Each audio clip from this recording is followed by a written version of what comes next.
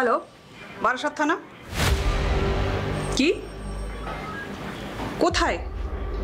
আজাদগড়? দুটো বডি? আপনি কে বলছেন? আচ্ছা আচ্ছা, আমরা এক্ষুনি আসছি। আমরা যতক্ষণ না যাব আপনি কিন্তু ওখানেই থাকবেন। আচ্ছা দেখবেন একটু কেউ যেন বডি টাচ না করে, ঠিক আছে? কৌশিক, গাড়ি বের করতে বলো, আমরা এক্ষুনি বেরোবো। নমস্কার, প্রাইম ডায়েরিতে আপনাদের সকলকে স্বাগত জানাই। সাল 2025, খুব সকাল সকাল আমাদের বারাসাত থানায় কেউ একজন ফোন করে খবর দেয় যে ওই এলাকার আজাদগড়ের রাস্তার উপরে পড়ে রয়েছে এক যুবক ও এক প্রৌঢ়ার রক্তাক্ত লাশ। খবর পেয়ে ফোর্স নিয়ে থানা থেকে আমরা পৌঁছই ঘটনাস্থলে। কিন্তু কে ওই যুবক আর কেই বা ওই প্রৌঢ়া? কিভাবে মৃত্যু হলো তাদের?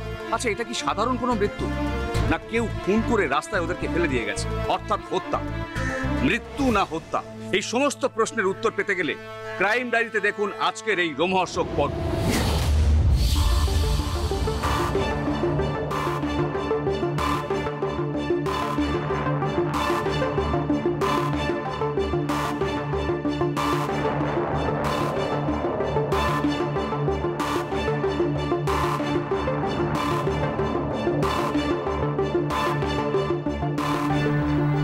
আশ্চর্য ব্যাপার স্যার, রাস্তার ধারে দুটো লাশ পড়ে আছে, অথচ এলাকার কেউ দেখতে আসছে না। সেটাই তো ভাবছি। দেখো, রাস্তায় বডি পড়ে থাকলে ভিড় জমে যায়, আর আজকের একেবারে অন্য ছবি, কারোর টিকি দেখতে পাচ্ছি না। স্যার, বডি দুটোর যা অবস্থা আর আশেপাশে যা ইট বাঁশ পড়ে আছে, এ তো দেখে মনে হচ্ছে গণধোলাই দিয়েই মারা হয়েছে। তবে আমার মনে হচ্ছে এই কাজটা এলাকার লোকজনই করেছে, আর এই ফেঁসে যাওয়ার ভয়তে বাড়ি থেকে কেউ বেরোচ্ছে না, ভিড় জমাচ্ছে না রাস্তায়। স্যার, সম্ভবত মার্ডারটা কালকে রাতেই হয়েছে। কি করে বুঝলে? স্যার, দুটো দেহেরই কিন্তু রক্ত ক্লট হয়ে গেছে। হ্যাঁ, তাহলে আমরা ধরে নিতে পারি রক্ত যখন জমাট বেঁধে গেছে, খুন দুটো গতকালই হয়েছে। স্যার, আপনার কি মনে হয় ভিকটিম দুজন এখানকারই বাসিন্দা? না, সেটা তো এভাবে বলা সম্ভব নয়। তবে আমার মনে হচ্ছে এরা এলাকার নয়। ধরে নেওয়া যেতে পারে যে বাইরে থেকে এসেছিল, আর এলাকার লোকজন ওই ছেলে ধরা সন্দেহ করে বা অন্য কোনো কারণে বেধড়ক পিটিয়ে খুন করেছে। Right sir. কিন্তু সব থেকে আগে এই দুজন কে এটা আমাদের জানতে হবে, না হলে কিন্তু আমাদের তদন্ত 1 ইঞ্চি এগোবে না। সেটা তো একদমই ঠিক স্যার। থানায় ফোন করে কি খবর দিয়েছিল যে এখানে দুটো লাশ পড়ে আছে? ওই যে স্যার, ওখানে দাঁড়িয়ে আছে ওই ছেলেটি। দেখো, এই শুনছেন? একটু এদিকে আসুন। আপনি থানায় ফোন করে খবর দিয়েছিলেন দুটো লাশ পড়ে আছে এখানে? হ্যাঁ স্যার। আপনার নাম? আমার নাম বাপি খাসনবিশ। তো আপনি এত সকালবেলা এখানে কি করছেন? আসলে স্যার, আমার শাশুড়ির দিন কতক হলো খুব অসুস্থ, তাই আমার স্ত্রী আপাতত তার বাপের বাড়িতেই আছে। আমি প্রত্যেকদিন সকালে আমার পরোটার দোকান খুলতে যাওয়ার সময় এই পথে একবার শ্বশুর বাড়ি হয়ে যায়। আজকেও যাচ্ছিলাম, যাওয়ার পথে হঠাৎ করে দেখি যে এখানে দুটো লাশ পড়ে আছে। আপনি কোথায় থাকেন? আমার বাড়ি ওই রেলগেটের কাছে, সুভাষপল্লী। এখান থেকে সাইকেলে ধরুন ওই 10 মিনিটের পথ। যে লাশ দুটো পড়ে আছে এদেরকে আপনি চেনেন?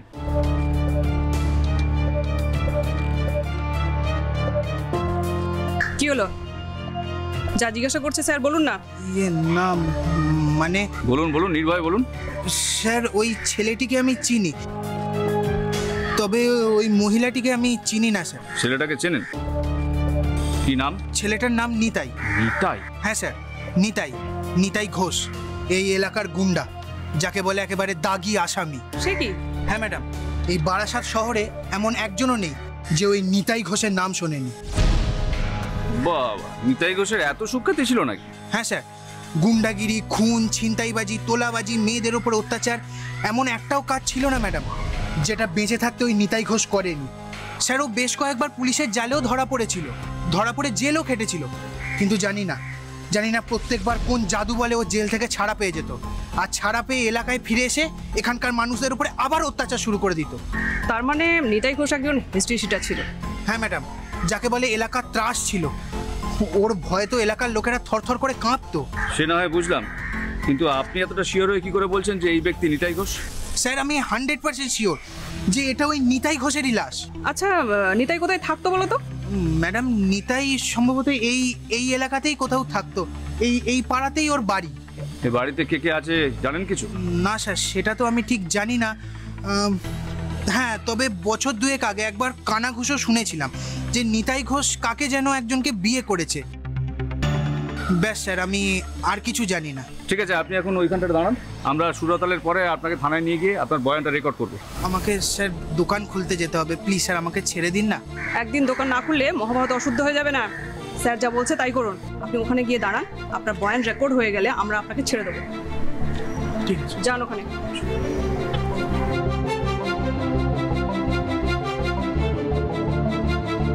কি বুঝলেন স্যার? দেখো, বাপি তো কনফার্ম যে এই ব্যক্তি নিতাই ঘোষ কুখ্যাত গুন্ডা। হ্যাঁ স্যার, বাপি তো সেরকম কিছু দাবি করছে। কিন্তু ওই অজ্ঞাত পরিচয় মহিলা, ওনার পরিচয় তো জানা গেল না। স্যার এখানে তো এমন কাউকে দেখছি না যে বডি আইডেন্টিফাই করবে। সেটাই তো সব থেকে বড় সমস্যা। স্যার তাহলে এখন আমরা কিভাবে এগোবো? সেটাই তো ভাবছি কিভাবে এগোনো যায়, কিভাবে। আচ্ছা, এক কাজ করো, আপাতত তুমি বডিদরকে নিয়ে পোস্টমর্টমে পাঠাও। Okay sir. আর আরেকটা কাজ করো, তুমি বাড়ি বাড়ি গিয়ে এলাকার বাসিন্দাদের সঙ্গে কথা বলো। Right sir. আমার মনে হয় কোনো ক্লু বা তথ্য নিশ্চয়ই পাওয়া যাবে। ঠিক আছে স্যার। আর এখানে তো সিসিটিভি ক্যামেরা তো কোথাও দেখতে পাচ্ছি না সেরকম। না স্যার, আমিও সেরকম কিছু দেখছি না। তবে এখানে নেই মানে যে কোথাও নেই এরকম কোনো কথা না, একটু ঘুরে দেখো, নিশ্চয়ই পাওয়া যাবে। ঠিক আছে স্যার, আমি দেখে নিচ্ছি। আর ভিকটিম নিতাই ঘোষের বাড়িটা খুঁজে বের করার চেষ্টা কর। Okay sir. দেখো রাখি, নিতাই ঘোষের এই অজ্ঞাত পরিচয় মহিলাকে যে বা যারা পিটিয়ে মেরেছে তাদেরকে গ্রেপ্তার করে আইনের আওতায় আনতেই হবে, অ্যাট এনি কস্ট।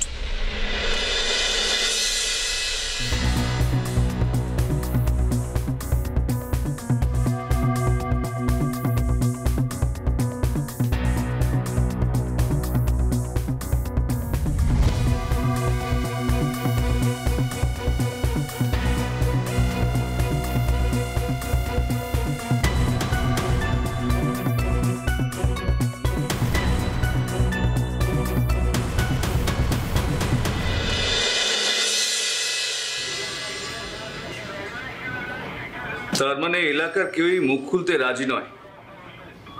না স্যার, কেউই কোনো কথা বলতে চাইছে না স্যার। তো ভারী সমস্যা হলো। স্যার নিতাই ঘোষের নামটা শুনলেই সবাই যেন এড়িয়ে যাওয়ার চেষ্টা করছে, আর এমন ভাব করছে মনে হচ্ছে যেন নিতাই ঘোষের নামটা ওরা জীবনে প্রথমবার শুনছে। তার মানে ক্রাইমটা যদি এলাকার লোকেরা মিলেই করে থাকে, তার মানে নিজেদেরকে বাঁচাবার জন্য এরকম আচরণ করাটাই স্বাভাবিক। আমাদের রেকর্ড আর ডেটাবেস ঘেটে ভিকটিম নিতাই ঘোষ সম্পর্কে আমি অনেক কিছু জানতে পেরে গেছি স্যার। তাই নাকি? কি কি জানতে পেরেছো শুনি। স্যার নিতাই ঘোষ সত্যি হিস্ট্রি শিটার ছিল, যাকে বলে একদম দাগি আসামি। স্যার আমাদের থানাতেই ওর নামে 8খানা কেস রেজিস্টার আছে। 8টা কেস? তো কি কি শুনি একটু। স্যার ওই চুরি, ছিনতাই, মারামারি, খুনোখুনি, ধর্ষণের চেষ্টা, শ্লীলতাহানি, এসব আর কি। তার মানে নিতাই ঘোষ একটা ডেঞ্জারাস ক্রিমিনাল ছিল। স্যার নিতাই আজ থেকে 1.5 বছর আগে লাস্ট অ্যারেস্ট হয়েছিল একটা মারধরের কেসে। তারপর ও আর অ্যারেস্ট হয়নি? না স্যার, বেলে ছিল। বেলে ছিল, আই সি। তার মানে জামিন পেয়ে এলাকাতে আবার ও গুন্ডামি মাস্তামি শুরু করেছে। একদম তাই স্যার। কিন্তু রাখি, আমি একটা কথা ভেবে পাচ্ছি না, এত বড় একটা অপরাধের সাম্রাজ্য একার পক্ষে গড়ে তোলা কি করে সম্ভব? স্যার আমার সোর্স আমাকে জানিয়েছে ওর একটা গ্যাং ছিল। এরকম একটা গ্যাং থাকাই তো স্বাভাবিক, কিন্তু আমাদের জানতে হবে যে ওই গ্যাং এর মেম্বার কারা কারা ছিল। স্যার আমি আপাতত 2টো নাম পেয়েছি। আমার সোর্স বলল একজন নাকি নিতাইয়ের ডান হাত আর একজন বাম হাত। তো কারা তারা? একজনের নাম টেক্কা আর একজনের নাম নেড়া। যেমন স্বভাব তেমনই তাদের নাম, টেক্কা আর নেড়া। এনিওয়েজ, তোমার সোর্স যখন এতটা ইনফরমেশন দিয়েছে, তাহলে ওই অজ্ঞাত পরিচয় মহিলার ব্যাপারেও নিশ্চয়ই তোমাকে কিছু জানিয়েছে। হ্যাঁ স্যার, ওই মহিলা নিতাই ঘোষের মা। হোয়াট? হ্যাঁ স্যার, মহিলার নাম জবা ঘোষ। তোমার সোর্স শিওর তো? হ্যাঁ স্যার শিওর, আর আমি সেটা ভেরিফাই করেও দেখে নিয়েছি। তো কিরকম? স্যার আমি সোর্সের কাছ থেকে ঠিকানা নিয়ে নিতাইয়ের বাড়িতে গেছিলাম, কিন্তু বাড়ির দরজা খোলা থাকলেও ভেতরে কাউকে পাইনি। ঘরে আলো জ্বলছিল, পাখাও চলছিল, কিন্তু বাসিন্দাদের কাউকেই পাইনি। তার মানে একটাই দাঁড়ায়। কি স্যার? তার মানে মা আর ছেলে বাড়িতে একাই থাকতো। Right sir. এরকমটা হতে পারে যে নিতাই আগে বাড়ি থেকে বেরিয়ে যায় আর ওর মা হঠাৎ করে কোনো আওয়াজ পেয়ে দরজা খুলে বেরিয়ে যায়। কিন্তু এরকমও হতে পারে যে কেউ বাইরে থেকে ওদেরকে ডেকেছিল আর সেই ডাকে সাড়া দিতে ওরা দুজনে বাড়ি থেকে বেরিয়ে যায়। Right sir. কিন্তু খুনের মোটিভটা কি সেটা তো আমাদের কাছে এখনো অজানা রয়ে গেল রাখি। স্যার গণধোলাই দিয়ে যখন মেরেছে তখন নিশ্চয়ই জনরোষের কারণেই হয়েছে। সেটাই তো স্বাভাবিক। কিন্তু নিতাই আর ওর মা এমন কি করেছিল যার জন্যে ওদেরকে জনতার রোষের কবলে পড়তে হয়েছিল? রোষের অ্যাকচুয়ালি কারণটাই কি? স্যার সেটা আমি নিতাইয়ের প্রতিবেশীদের কাছে জানার আপ্রাণ চেষ্টা করেছি, কিন্তু ওই যে বললাম কেউ কোনো মুখ খুলতেই চাইছে না। রাখি, আমার মন বলছে এক্ষেত্রে দুজন আমাদেরকে সাহায্য করতে পারে। কারা স্যার? কারা? নিতাই ডান হাত আর বাঁ হাত, টেক্কা আর নেড়া। হ্যাঁ স্যার, আমারও মনে হয় এদের কাছ থেকে আমরা অনেক কিছুই জানতে পারবো। তাহলে দেরি করছো কেন? দুজনকে থানায় নিয়ে এসো। আমার মনে হয় দুজনকে জেরা করলেই অনেক কিছু জানা যাবে। Okay sir.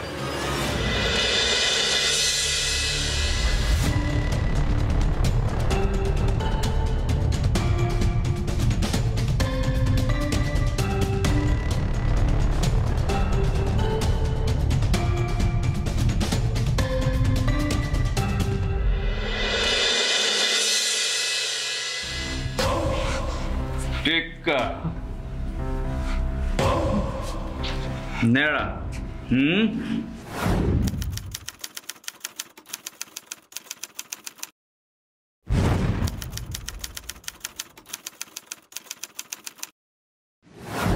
তারপর তোরাই তাহলে গুরু নিতাই ঘোষের খাস লোক, তাই তো?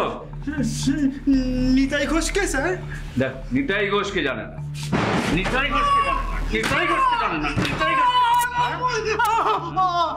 আমরা গুরুর দলে কাজ করতাম স্যার। কাজ? ওকে কাজ বলে না রে, ওকে বলে অকাজ, কুকাজ। তা যাই হোক, নিতাই ঘোষ আর তার মাকে যে পিটিয়ে মারা হয়েছে সে খবরটা নিশ্চয়ই তোরা শুনেছিস। তাই নাকি? কই জানতাম না তো। জানতিস না? না জানি গুরু আর গুরুর মাকে সবাই মিলে পিটিয়ে মেরে দিয়েছে। সবাই মিলে বলতে কারা রে? কারা পিটিয়ে মেরেছে? স্যার আমরা সত্যি কিছু জানি না স্যার। আবার সেই মিথ্যা কথা বলছিস তো? মিথ্যে বলে কিন্তু মার খেয়ে মরে যাবি। স্যার সত্যি বলছি স্যার, আমরা গুরুর সাথে ছিলাম না স্যার। ছিলিস না?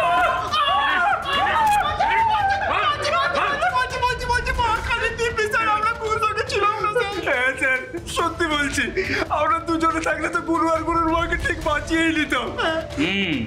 যাকে বলে গুরু দক্ষিণা, তাই তো? বেশ, তা নিতাইয়ের গ্যাংয়ে তোরা হঠাৎ সামিল হলি কেন বলতো? স্যার আমরা দুজনে খুব গরিব করে ছেলে ছিলাম স্যার, মাধ্যমিকে দুজনেই ডাব্বা দিয়েছিলাম। ওই সেই জন্য আমরা দুজনে কিছু টাকা ফাকা জমিয়ে ওই একটা এগরোলের দোকান খুলেছিলাম। কিন্তু দোকানটা স্যার বেশি দিন চললো না। হ্যাঁ, আর ওই দোকান থেকেই আমাদের গুরুর সঙ্গে আলাপ আলোচনা সব কিছু শুরু হয়েছিল। গুরুর হাত ধরেই আমরা এই লাইনে নেমেছি। আমরা গুরুর সাথে থেকে মস্তানি করে বেশ মোটা ইনকাম করছিলাম। গুরু একটা মেয়ে লিখেছে, হঠাৎ করে পেছে ভেতরে ঢুকে যায়। আবার তার 7 মাস পর জামিনে বেরিয়ে আসার পর, থাক বাবা থাক, বেঁচে থাক বাবা, সুখী হ।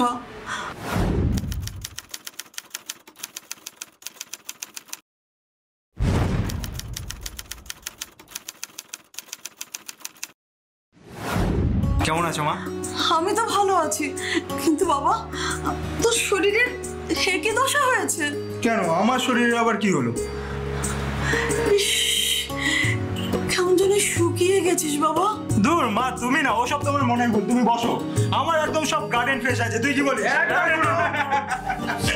তাহলে বোধ হয় আর একটু লম্বা হয়েছিস। তুমি না, এই বয়সে কেউ লম্বা হয়? তাহলে নিশ্চয়ই আমার চোখে ছানি পড়েছে, বয়স তো আর কম হলো না। মেঘে মেঘে বেলা তো কম হলো না, আমরা কি জানি না? যাকে শোনো, বল বাবা। এই 7 মাস জেলের ভাত খেতে খেতে না পেটে একবার চড়া পড়ে গেছে। আজ কিন্তু ভালো মন্দ খাবো। এই গুরু, তাহলে মেজবান বিরিয়ানি থেকে স্পেশাল মটন বিরিয়ানি নিয়ে আসি, সঙ্গে চিকেন চপ। না না, বাইরের খাবার খাবো না। আজকে বরং আমি আমার মায়ের হাতের রান্না খাবো। কি খাবি বল, আমি রান্না করে দেবো। বাড়িতে পোস্ত আছে, এই তো হয়ে গেল। একটু বিউলির ডাল আর আলু পোস্ত করবে, রাতে হবে মটন কষা আর চিকনা পরোটা। আচ্ছা আচ্ছা দেবো বাবা, সব রান্না করে দেবো। আপাতত তুই একটু স্নান করে ফ্রেশ হয়ে নে। হ্যাঁ বরং যাই তাহলে। তোরা বসা। আর বাবা টেক্কা নেড়া, হ্যাঁ বলুন মাসিমা। কিন্তু দুজনেই দুপুরে এবং রাতে এখানেই খাবে আজকে, বুঝেছো? মাসিমা আপনি না বললে আমরা এখানে আসন পেতে বসে যাই। সর্বঘটের বিল্লপত্র। আমি আসছি। তারপর কি হয়েছিল? তারপর কিছুদিন চুপচাপ থাকার পর গুরু আবার অ্যাকশন শুরু করে দিয়েছিল। তোরা তোদের গুরুকে বোঝাসনি? এরপর যদি ধরা পড়তো তাহলে তো জামিন পাওয়া শক্ত হয়ে যেত। ম্যাডাম, আমরা গুরুর কথায় চলতাম, গুরু আমাদের কথা চলতো না। বলতে গেলে গুরু আমাদের কথা পাত্তাই দিত না। আর সেই জন্যই তো আমরা হাজারবার মানা করার সত্ত্বেও গুরু মদনাকে গিয়ে উদুম কেলিয়েছিল। মদনা মানে?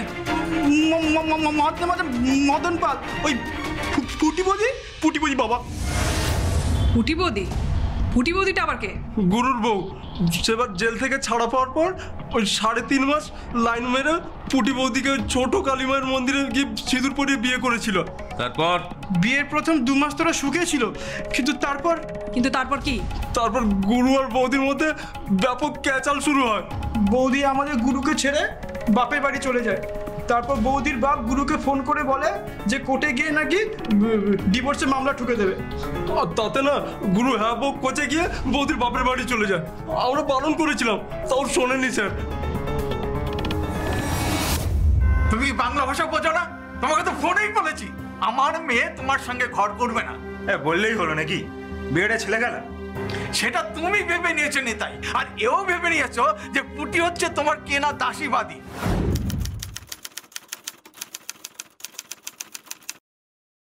আর যত রকমের অত্যাচার করা যায় সব তুমি ওর উপর করেছো। শুনুন, ওইসব মদ ফদ খাই কি করেছি না ওইসব আমার মনে নেই, কিন্তু পুটি বুকে হাত দিয়ে বলুক তো যে একদিনের জন্য হলেও আমার সাথে সুখী হয়নি। হ্যাঁ, আমি প্রথম দিকে তোমার সাথে সুখী ছিলাম,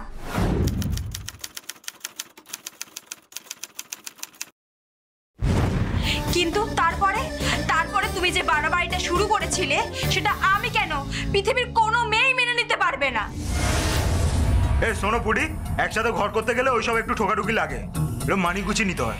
একটু আধটু মানিয়ে নেওয়া যায়, কিন্তু এই কমাস ধরে তুমি যে বাড়াবাড়িটা করেছিলে সেটা যদি আমি মুখ বুজে মেনে নিতাম তাহলে এতদিনে আমার গঙ্গায় অস্থি বিসর্জন হয়ে যেত। ফালতু কথা বলবে না পুটি, ব্যাগ গুছাও, চুপচাপ আমার সাথে বাড়ি চলো। না, আমার মেয়ে তোমার সঙ্গে যাবে না। গুরু যাবে না বলছে? গুরু তো তোমার উপর আওয়াজ দিচ্ছে। সেটাই তো দেখছি, আপনি বলেন কে? কারণ আমি ওর বাবা। রাখুন তো বাবা, বাবাকে না। একদম মুখ সামলে কথা বলবে, নইলে কিন্তু আমি। কি করবি রে বুড়ো, বড্ড তেল হয়েছে না, ডানা কুচিয়েছে ডানা। আজ তোকে কেলিয়ে কেমন বৃন্দাবন দেখাই দেখ, দেখাই একটু, বুঝলি? হ্যাঁ দেখি আসি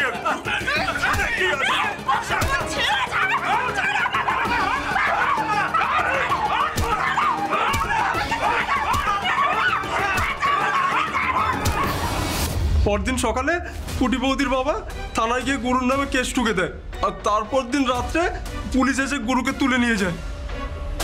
হ্যাঁ স্যার, আমরা না একটা ঠিক ভালো একটা উকিল ধরেছিলাম, কিন্তু কোনো লাভ হলো না স্যার। গুরু প্রায় 6 মাস জেলে ছিল, তারপর কোনো মতে জামিন পেয়ে বাইরে আসে। আবার বাইরে এসে আগের মতো মস্তানি শুরু করে দেয়, তাই তো? হ্যাঁ স্যার, তবে কি? তবে আমার গুরু আগে থেকে অনেক বেপরে উঠেছিল ম্যাডাম। ওই আমাদের পাড়ার যে টুম্পা বৌদি, ওই টুম্পা বৌদির পেছনে আদা জল খেলে পড়েছিল। তারপর ওর টুম্পা বৌদি বরকে হেপি খেলিয়েছিল স্যার, কিন্তু স্যার আমাদের গুরু আর মাসিমাকে কে কেন মেরেছিল আমরা সত্যি জানি না স্যার, বিশ্বাস করুন স্যার।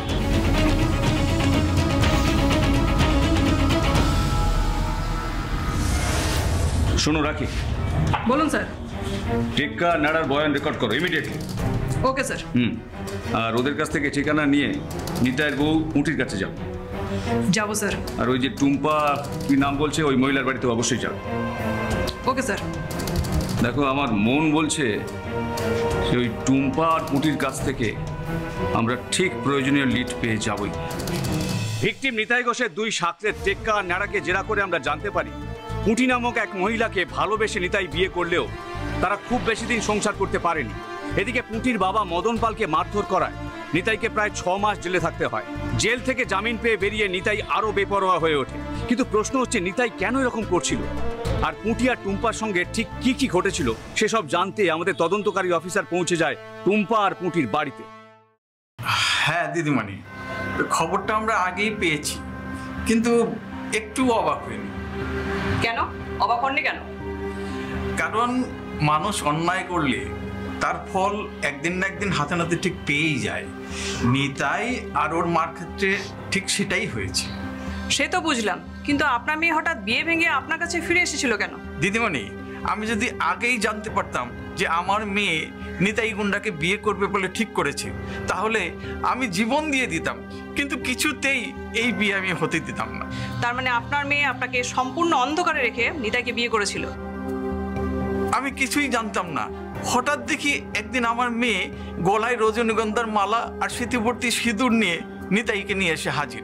তখনই জানতে পেরেছিলাম ওরা কাউকে কিছু না জানিয়ে ছোট মায়ের মন্দিরে গিয়ে মালা বদল করেছে। কতদিন প্রেম করেছিলে তুমি নিতাইয়ের সঙ্গে? প্রায় 3.5 মাস। তুমি তখন জানতে না যে নিতাই একজন গুন্ডা, একজন দাগি আসামি? জানতাম। তাহলে সাবধান হওনি কেন? ও তখন আমাকে খুশি করার জন্য, আমার মন পাওয়ার জন্য মিষ্টি মিষ্টি কথা বলতো। আর ও আমাকে প্রতিজ্ঞাও করেছিল এই তোলাবাজি, গুন্ডামি, নেশা সব ছেড়ে দেবে। ও, তাতেই তুমি গোলে একদম জল হয়ে গেছিলে, তাই তো? ওটাই তো আমার জীবনে সবচেয়ে বড় ভুল ছিল ম্যাডাম। আচ্ছা, একটা কথা বলো তো পুটি, বিয়ের পর নিতাই তোমার সঙ্গে ঠিক কি ধরনের অত্যাচার করতো?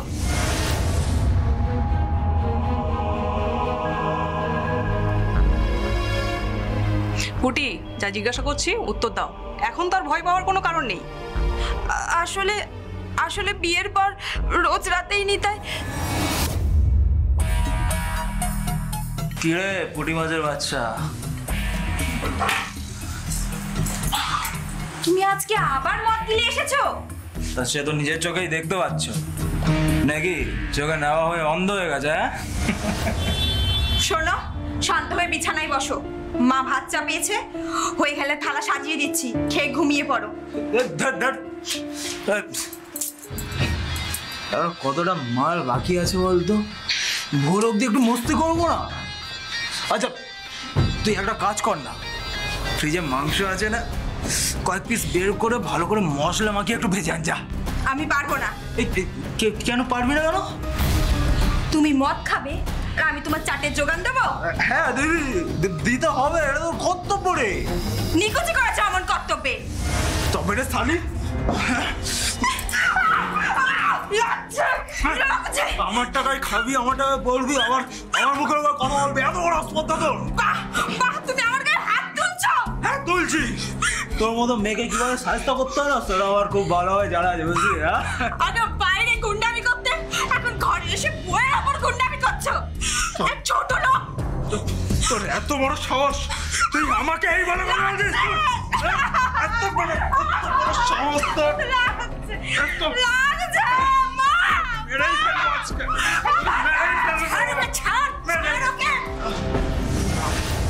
মা, তুমি কিন্তু আমাদের মধ্যে ঢুকবে না একদম। কেন ঢুকবো না? কেন ঢুকবো না?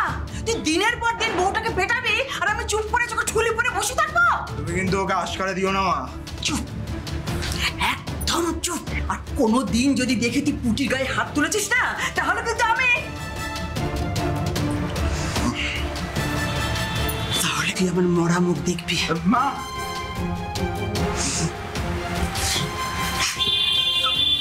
চল মা। মা, ও মা।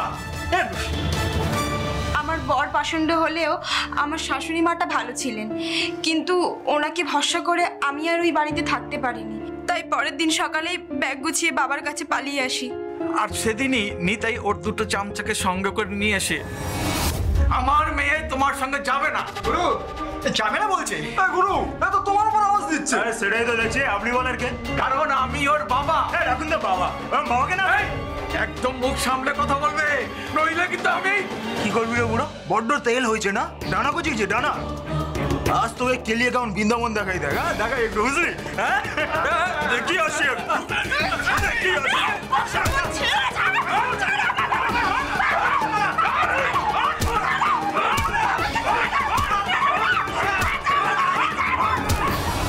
এবার আপনিই বলুন দিদিমণি, এরকম একটা ক্রিমিনালের সঙ্গে কি করে আমার মেয়ে ঘর করবে? আর যেখানে আমাকে আমার বাড়িতে এসে দলবল নিয়ে পেটাচ্ছে, সেখানে আমার মেয়ে তো যে কোনো দিন খুন হয়ে যেতে পারত। আপনারা ডিভোর্স নোটিশ পাঠিয়েছিলেন? 2 বার নোটিশ দিয়েছিল, কিন্তু একবারও উত্তর দেয়নি। বিশ্বাস করুন, আমরা নিতাই ঘোষ বলে কাউকে চিনি না, সত্যি বলছি ম্যাডাম। কেন মিথ্যে কথা বলছেন? আমাদের কাছে বিশ্বস্ত সূত্রে খবর আছে নিতাই ঘোষের নজর আপনার বইয়ের উপর ছিল, আর নিতাই ঘোষ আদা জল খেয়ে আপনার বইয়ের পেছনে পড়েছিল। কি হলো বলুন, ভয়টা কিসের?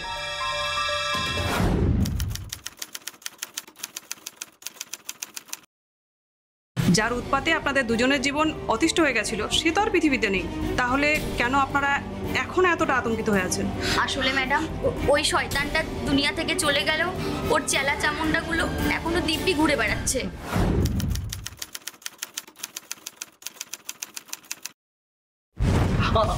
আমরা তাই ভয় পাচ্ছি, ওরা যদি আমাদের উপর কোনো বদলা নেয়, আমাদের যদি কোনো ক্ষতি করে। আমরা থাকতে আপনাদের কেউ ক্ষতি করতে পারবে না মলয় বাবু। আজ আপনার বাড়ি বসে আমি এত বড় গ্যারান্টি দিচ্ছি। আসলে ম্যাডাম, আমরা অনেকবার ভেবেছিলাম থানায় যাব, কিন্তু শেষ পর্যন্ত আর সাহস করে গিয়ে এফআইআর দায়ের করতে পারিনি। আচ্ছা, গোলমালটা শুরু হয়েছিল কি করে একটু বলবেন? আমার বর এখানকার একটা গেঞ্জির কারখানায় কাজ করে, ওর উপার্জন খুব বেশি নয়, তাই বাধ্য হয়ে আমি 3টে টিউশনি পড়াই। আর রোজ টিউশনি পড়তে যাওয়ার সময় প্রায় প্রতিদিনই গুরু একটা মো আসছে।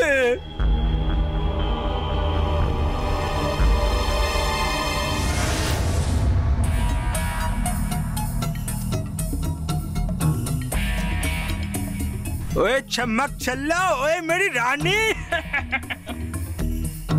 একটু এদিকে তাকাও না সুন্দরী।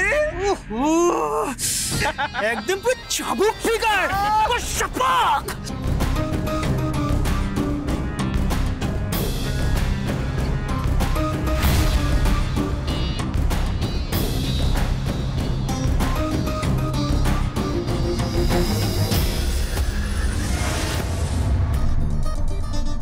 ও গুরু, গুরুর মালের দিকে নজর দিতে নেই।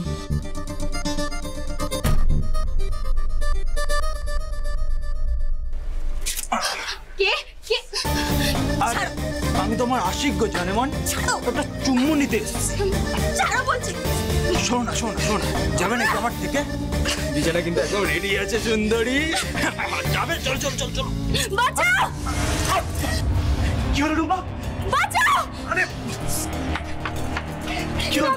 কি হলো? ওই শয়তানটা আবার এসেছে, আজকে বাড়িতে চলে এসেছে আমাকে জোর করে। ডার্লিং মেরেছে এখানে, কিন্তু লেগেছে সিনাতে। ওফ, তুমি তুমি তুমি ঘরে যাও, আমি দেখছি। ঘরে যাও। তোর এত বড় সাহস! এতদিন রাস্তায় আমার বউকে ডিস্টার্ব করছিস, আজ একেবারে সোজা আমার বাড়িতে চলে যাচ্ছিস। ও তোকে আমি ছাড়বো না। তুমি তাহলে টুম্পার মরদ? কি করবো বলো তো মামু, যেদিন থেকে তোমার বউকে দেখেছি না, সেদিন থেকে তো রাতের ঘুম হারাম হয়ে গেছে। এই এটা কি মুখের মুলুক পেয়েছিস নাকি যে হ্যাঁ দিনে দুপুরে এভাবে তুই অন্যের বউকে ডিস্টার্ব করবি? এত ফালতু বকো না তো, আমি তোমার বউয়ের পিছন ছেড়ে দেবো। আরে কাজ করো তো, 24 ঘন্টার মধ্যে না নগদ 2 লাখ টাকা দাও আমাকে। এই মামার বাড়ির আবদার পেয়েছিস? তাহলে এক কাজ করো, আগামী 1 মাসের জন্য না তোমার বউকে প্রত্যেকদিন রাতে আমার কাছে পাঠাও, আমি সুদের আসলে সব শোধ করে নেবো। এরকম অন্যায় আবদার করলে কিন্তু এবার আমি থানায় যেতে বাধ্য হবো বলে দিলাম। থানায়? হ্যাঁ থানায়। তুই থানায় যাবি? হ্যাঁ থানায় যাবো। থানায় যাবি? তুই থানায় যাবি?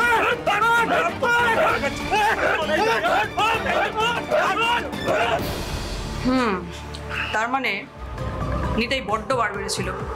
ও আমাদের জীবন একেবারে নরক করে দিয়েছিল ম্যাডাম। তো আপনি তো ওর অন্যায় আবদারগুলো মেনে নেননি। ও শুধু আপনাকে মারধর করেই ছেড়ে দিয়েছিল, তারপর আর কিছু করেনি? ও তো কিছু করার আগে খুন হয়ে গেছে।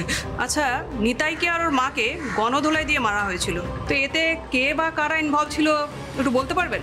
ম্যাডাম আমরা আর কিছু জানি না ম্যাডাম, বিশ্বাস করুন ম্যাডাম, আমরা আর কিচ্ছু জানি না ম্যাডাম।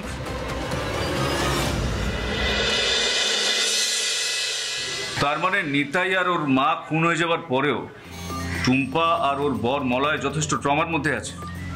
হ্যাঁ স্যার, ওরা দুজনেই ভয়ে একদম সিটিয়ে আছে। কিন্তু স্যার কিন্তু কি? কিন্তু স্যার আমার মনে হচ্ছে ওরা দুজনেই কিছু একটা গোপন করছে। কারণ তো আপনি তো ওর অন্যায় আবদারগুলো মেনে নেননি, ও শুধু আপনাকে মারধর করেই ছেড়ে দিয়েছিল, তারপর আর কিছু করেনি? ও তো কিছু করার আগে খুন হয়ে গেছে। আচ্ছা রাখি, এ ব্যাপারে তোমার কি মনে হয়? স্যার, নিতাইয়ের মতো একটা ফেরোসিস গুন্ডা একবারই মাত্র মারধর করলো, আর কিছু করলো না। স্যার, এটা আমার বিশ্বাসযোগ্য বলে মনে হয় না। তাহলে তোমার সন্দেহ নিতাই আর জবাকে খুনটা করেছে মলয় আর মলয়ের বউ? সেটা তো সম্ভব নয় স্যার। ময়না তদন্তের রিপোর্ট অনুযায়ী নিতাই ওর মায়ের দেহে মাল্টিপল সিভিয়ার ইনজুরি রয়েছে। এইরকম মারাত্মক আঘাত একজন বা দুজন মারলে কিন্তু হয় না স্যার, মিনিমাম 8-10 জনের মবের ক্ষেত্রে এটা সম্ভব। এক্স্যাক্টলি স্যার, আমার সন্দেহ হয় মলয় আর টুম্পা পাবলিককে ভায়োলেন্সের জন্য উস্কেছে বা ওদের নেতৃত্ব দিয়েছে।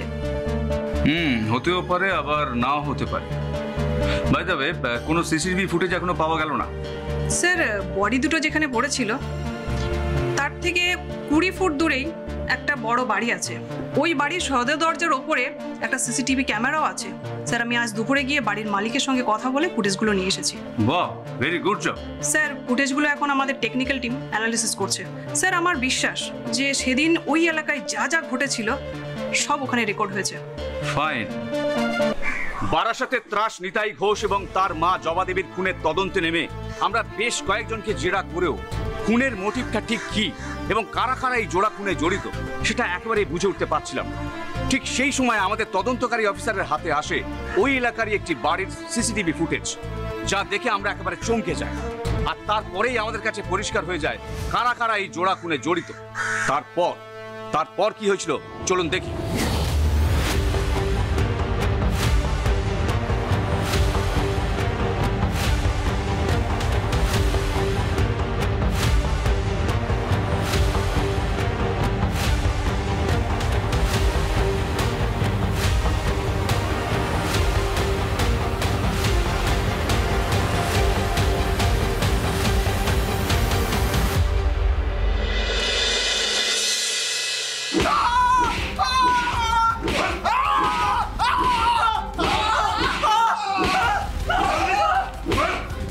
মুখ খুলছে না? না স্যার, তখন থেকে সমানেই পেটালাম, মুখ খুললো না। দেখি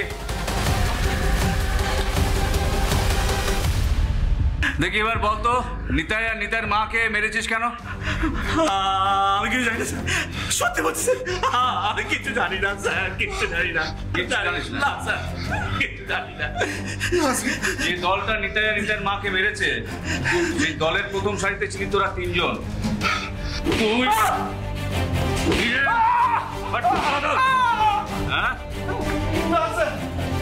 আমরা 3 জনের কেউই ছিলাম না, আমরা ছিলাম না স্যার।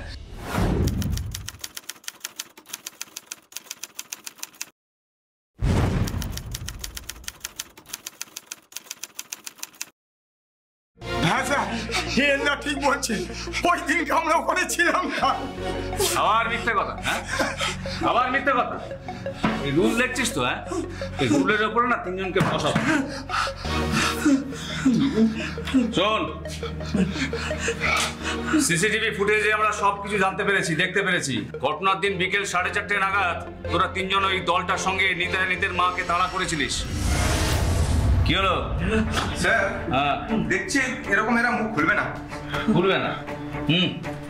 শোনো কৌশিক, মুখ যখন খুলবে না তখন সময় নষ্ট করে লাভ নেই। 3 জন দাঁড়িয়ে আছে, গুলি করে দাও। গুলি? হ্যাঁ, গুলি। তারপর উপরে গিয়ে নিতাইয়ের মায়ের সঙ্গে বসে সমস্ত হিসেব নিকেশ মিটিয়ে নিবি। বলছি স্যার, সব বলছি। দয়া স্যার, আমাদের দয়া করে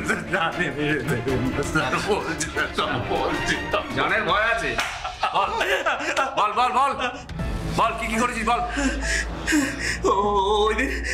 ওই দিন আমাদের বাড়ির সামনে আমাকে মারধর করার পরে আমি বাদলদা আর হিরেন্দা শরণাপন্ন হই। তারপর হিরেন্দার বাড়িতে একটা মিটিং হচ্ছিল।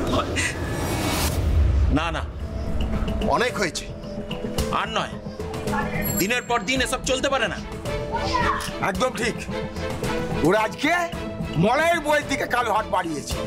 আজকে যদি আমরা চুপ করে থাকি, কালকে ওরা আমাদের মা বোন মেয়েদের উপর টার্গেট করবে, তখন আমরা কি করব? হ্যাঁ ঠিক বলেছিস। এটা কি মগের মুল্লুক নাকি নিতাই গুন্ডার পৈতৃক জমিদারি?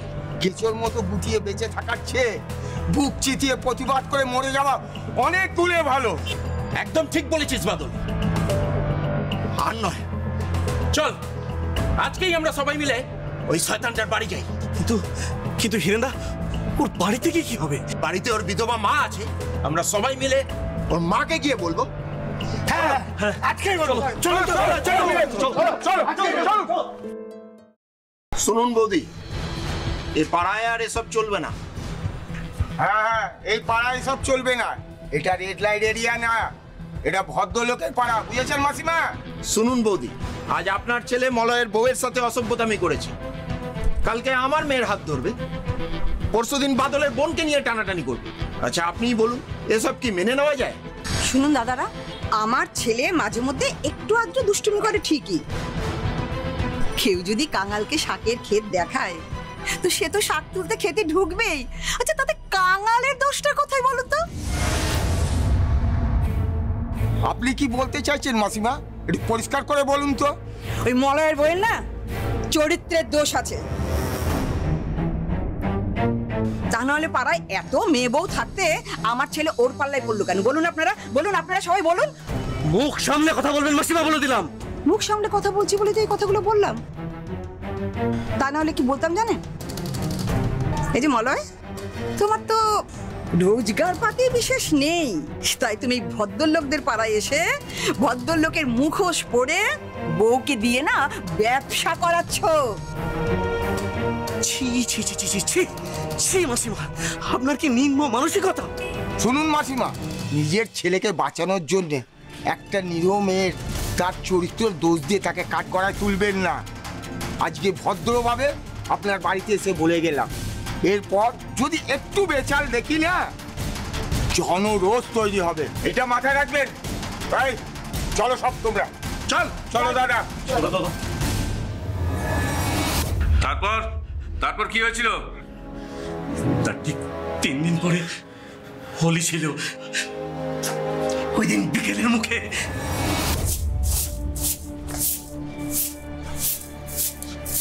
হ্যাপি হোলি সোনা। কি করছো তুমি? তুমি না বলে আমার গায়ে রং দিলে কেন? আরে আজকের দিনে তোমার সাথে একটু মস্তি করবো না? হ্যাপি হোলি সোনা। কি ছাড়ো। আরে ছাড়বো বলে করিনি। বাঁচাও, বাঁচাও, ছাড়ো না, বাঁচাও, বাঁচাও, ছাড়ো, টুম্পা ছাড়ো, মলয়, মলয় বাঁচাও আমাকে, ছাড়ো। তুই আবার এসেছিস আমার বাড়িতে, আমার ওখানে করছিস। তোকে আমি আজকে জানাই মেরে দেবো। তবে তুই আমার মুখের খাবার ছিনিয়ে নিলি। আমার মুখের খাবার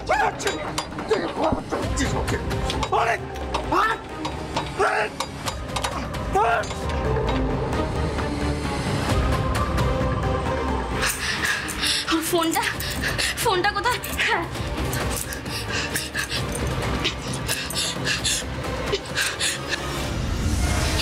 হ্যালো বাদলদা, তোমরা শিগগিরই এসো, নইলে ওই শয়তানটা আজকে আমার ইজ্জত নিয়ে নেবে, আমার স্বামীকে মেরে ফেলবে নিতাই। তোমরা তাড়াতাড়ি এসো।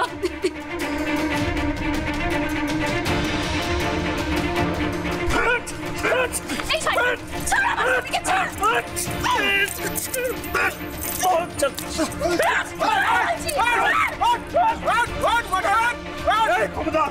আমাদের মধ্যে একদম না গলাবে না। চুপ! তোর বাড়িতে গিয়ে না তোর মাকে সাবধান করে এসেছিলাম, তারপরে তুই আজ টুম্পার সাথে নষ্টামি করতে শেষ করেছি। তোমাদের বাপের কি গো? আমাদের কার কি তোকে আজকে হাড়ে বোঝাবো। মার শালাকে, মার! মার! মার!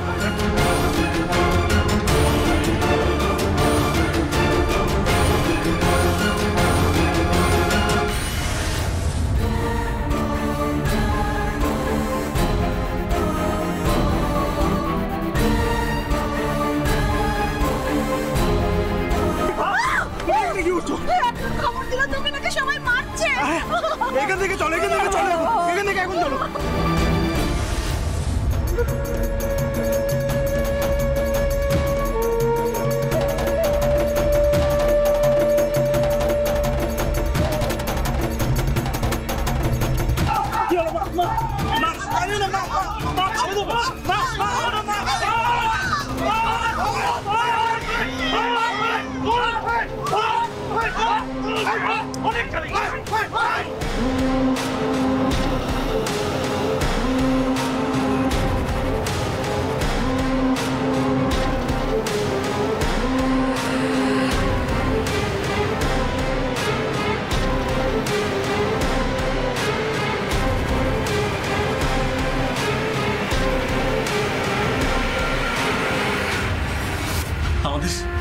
আমাদের দেয়ালে পিঠে খেয়েছিল স্যার। আমরা স্যার যা করেছি বাধ্য হয়ে করেছি স্যার। আমাদের কিছু করার ছিল না। তোদের অবস্থা আমি বুঝতে পারছি, কিন্তু কিচ্ছু করার নেই। আইন হাতে তুলে নিয়ে তোরা যে অন্যায়টা করেছিস সেটা ক্ষমার অযোগ্য। তাই কঠোর থেকে কঠোরতম শাস্তি পাওয়ার জন্য তোরা প্রস্তুত হ। চলো।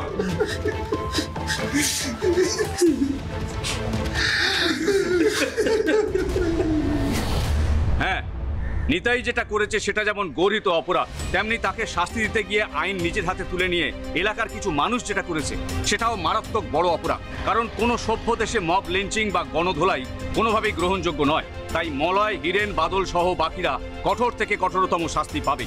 আর হ্যাঁ, নিতাইয়ের মতো ঘাড়ের কাছে নিঃশ্বাস ফেলতে থাকা অপরাধীরাও সাবধান, কারণ সবসময় যে জনতা আপনাদেরকে শাস্তি দেবে তা নয়। আমরাও আপনাদেরকে গ্রেপ্তার করে আইনের আওতায় নিয়ে আসবো, তারপর আপনাদের বিচার করবেন মহামান্য আদালত। তাই আজ থেকে সতর্ক হন, সাবধান হও বাংলা।